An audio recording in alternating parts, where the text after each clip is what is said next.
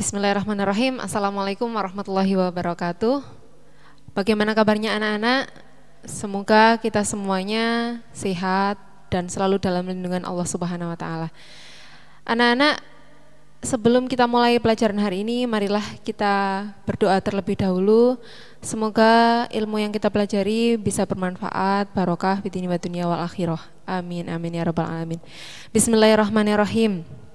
Subhanakallahumma Rabbana la ilma lana illa ma 'allamtana innaka antal alimul hakim wa tub 'alaina innaka antat tawwabur rahim wa taqabbal minna innaka antas samiul alim wa 'allimna min ladunka ilman nafi'a ya dzal jalali wal ikram. Allahumma aftah lana hikmataka wa anshur 'alaina rahmataka ya dzal jalali wal ikram. Rabbi shrah li sadri wa yassir li amri wahlul 'uqdatam min lisani yafqahu qawli bi rahmatika ya arhamar rahimin. Al-Fatihah. Amin amin ya rabbal alamin. Anak-anak masih ingat kemarin diajar Pak Beni tentang apa? Iya, tentang bentuk-bentuk dari kebudayaan yang ada di Indonesia. Nah, sekarang kita masih mempelajari tentang tema 1, yaitu tentang indahnya kebersamaan. Ini untuk kelas 4 putra dan putri, subtema 1 yaitu keragaman budaya bangsaku. Anak-anak setelah mempelajari ini bisa apa? Ya, seharusnya kita nanti bisa mengidentifikasi gagasan pokok dan gagasan pendukung dalam paragraf. Seperti itu. Anak-anak masih ingat, biasanya kalau kita setiap tahun itu kan mesti ada pawai budaya. Nah, perhatikan gambar di bawah ini. Di sini ada pawai budaya ya. Pawai budaya, ada budaya apa saja di Indonesia? Banyak sekali. Nah, perhatikan teks ini. Nah, kamu tentunya tidak asing kan dengan gambar ini ya. Ini ada di buku paket, juga ada di LKS juga ada. Ya. Anak-anak, kalau sampean lihat yang seperti ini, nah ini namanya teks atau karangan, seperti itu ya. Dalam sebuah teks, tentunya terdiri dari beberapa paragraf.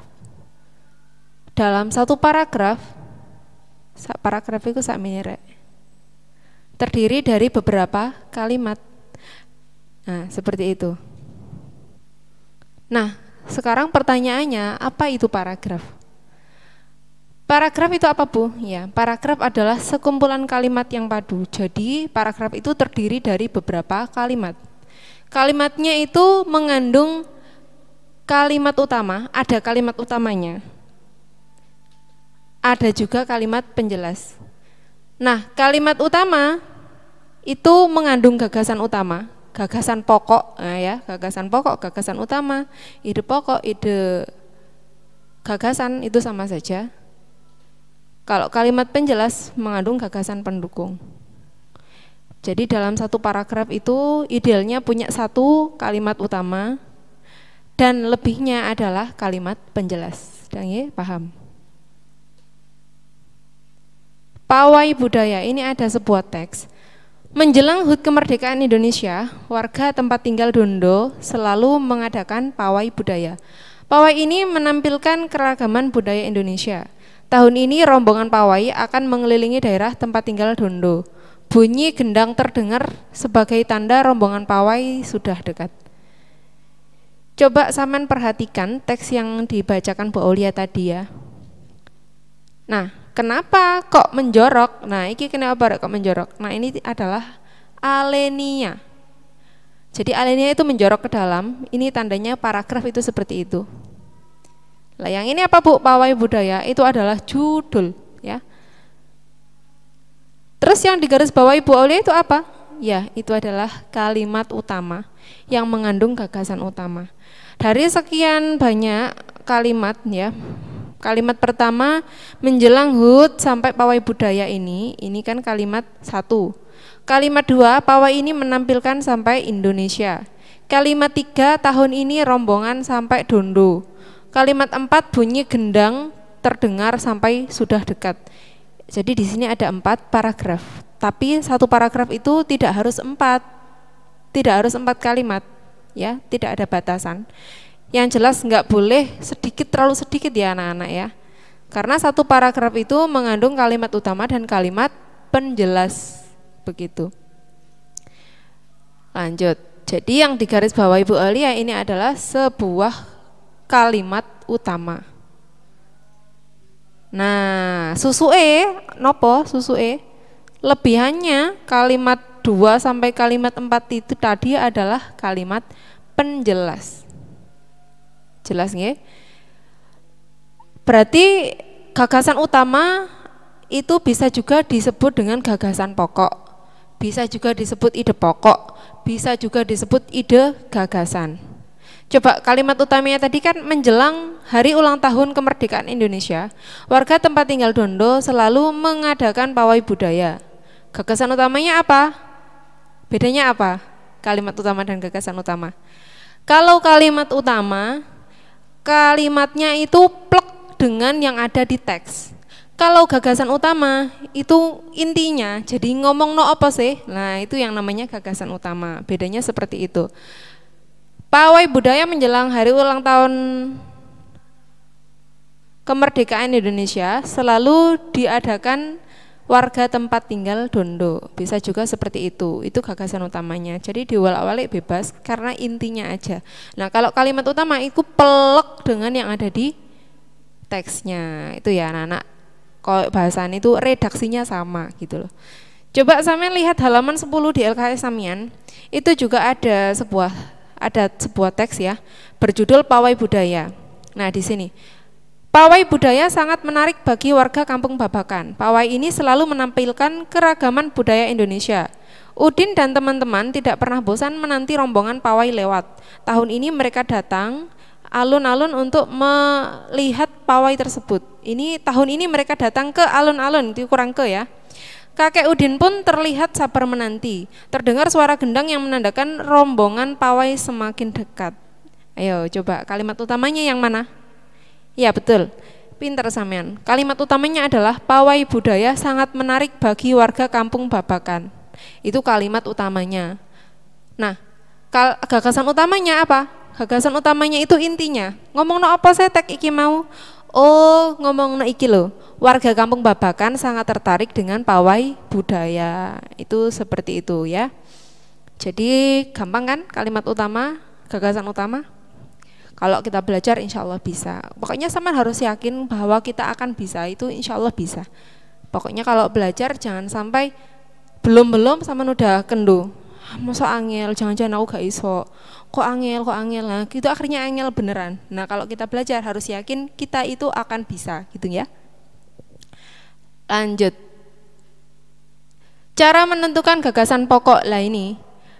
Baca paragraf dengan teliti kayak Bu Aulia tadi, baca dulu. Pawai budaya sangat menarik sampai pawai sampai semakin dekat. Itu kan tak baca dengan teliti. Kemudian tentukan kalimat utamanya. Kita tentukan kalimat utamanya. Kalimat utama itu bersifat sangat umum ya anak-anak. Jadi dia itu bersifat inti, mengandung inti karena dia mengandung gagasan utama. Jadi pokoknya itu di situ. Lah, sisanya kalimat-kalimat selanjutnya itu hanya menjelaskan. Kalimat yang lain itu hanya bersifat menjelaskan. Sampean tahu enggak tandanya kalau akhir kalimat itu apa? Pasti tahu ya. Akhir kalimat itu diakhiri dengan tanda titik atau tanda tanya, gitu nggih? Atau tanda seru. Nah, di sini kan sudah ada titik. Kalau koma, Bu, bukan. Koma itu bukan akhir dari suatu kalimat. Pun, paham ya? Berikutnya, tentukan gagasan pokok dengan menjawab pertanyaan apa yang sedang dibahas. Seperti tadi, setelah sampean membaca, pawai budaya sangat menarik bagi warga Kampung Babakan. Itu kan kalimat utamanya. Nah, gagasan pokoknya apa? Apa yang sedang dibahas? Oh, yang dibahas adalah warga Kampung Babakan sangat tertarik dengan pawai budaya. Itu seperti itu ya. Biasanya seperti itu. Nah, sekarang apa perbedaan antara gagasan pokok dengan gagasan pendukung? Apa bedanya? Bedanya adalah kalau gagasan pokok berisi inti. Inti iku secara globalnya teks itu apa, intinya apa. Nah itu ya. Kalau gagasan pokok juga berada di kalimat utama. Jadi kalimat utama itu kan teksnya plek dengan apa, kalimat utamanya itu teksnya sesuai dengan ya teksnya itu plek. Lah kalau gagasan pokok itu kan berisi inti. Makanya gagasan pokok itu berada di kalimat utama, berada di kalimat utama. Kalau gagasan pendukung berisi penjelas, hanya penjelas. Kalau ada intinya kan ada penjelasnya. Coba kamu lihat, pawai budaya sangat menarik bagi warga Kampung Babakan yang di halaman 10 itu nggih. Pawai budaya sangat menarik bagi warga Kampung Babakan. Itu adalah kalimat utamanya. Sisanya, pawai ini selalu menampilkan keragaman budaya Indonesia. Itu kan menjelaskan tentang pawai budaya yang ada di kalimat pertama. Nah, itu loh maksudnya, nggih. Sampai kakek Udin pun terlihat tidak sabar menanti. Terdengar suara gendang itu kan hanya mendukung, bersifat mendukung kalimat utama yang ada. Seperti itu. Cukup paham nggih? Nah, kalau gagasan pendukung itu berupa kalimat penjelas. Intinya kalimat penjelas itu sisa dari kalimat utama. Kalimat utama itu yang mengandung inti, kalimat penjelas sisanya. Kalimat utama mengandung gagasan pokok, kalimat penjelas mengandung gagasan pendukung. Ngono tok rek. Penak ditenani.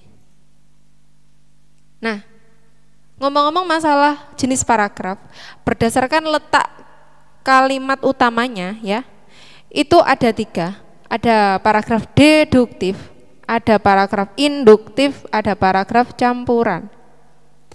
Paragraf deduktif, D itu depan, jadi kalimat utamanya di awal paragraf. Lah kayak pawai budaya sangat menarik bagi warga Kampung Babakan, itu kan ada di awal. Nah itu berarti paragraf deduktif ya nak ya. Kalau paragraf induktif, kalimat utamanya di akhir paragraf, di akhir-akhir. Kalau paragraf campuran, kalimat utamanya di awal dan di akhir paragraf, seperti itu. Nah anak-anak, agar sampean semakin paham, mari kerjakan LKS halaman 13.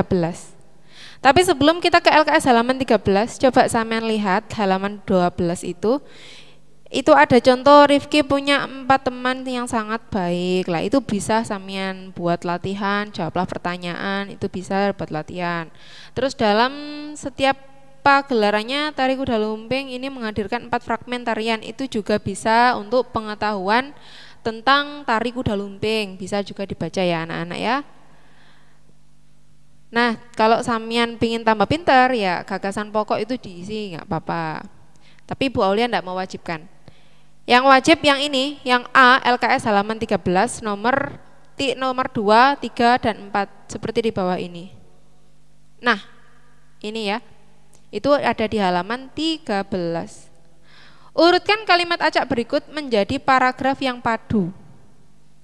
Coba lihat, ini ada A, B, C, D, silakan diurutkan. Cari caranya harus tahu di mana kalimat utamanya. Antara A, B, C, D, ini yang kalimat utama yang mana? Betul sekali, yang kalimat utama adalah peremat pengasih asih adalah alat musik tiup yang berasal dari Jembrana Bali. Nah, kemudian kamu cari yang cocok melanjutkan kalimat tadi. Mana ya? Nah, karena ini tadi ngomong masalah peremat pengasih asih adalah alat musik tiup, maka yang cocok adalah alat musik ini. Nah, lanjutannya ya. Karena satu kalimat dengan kalimat berikutnya itu mesti padu, rek.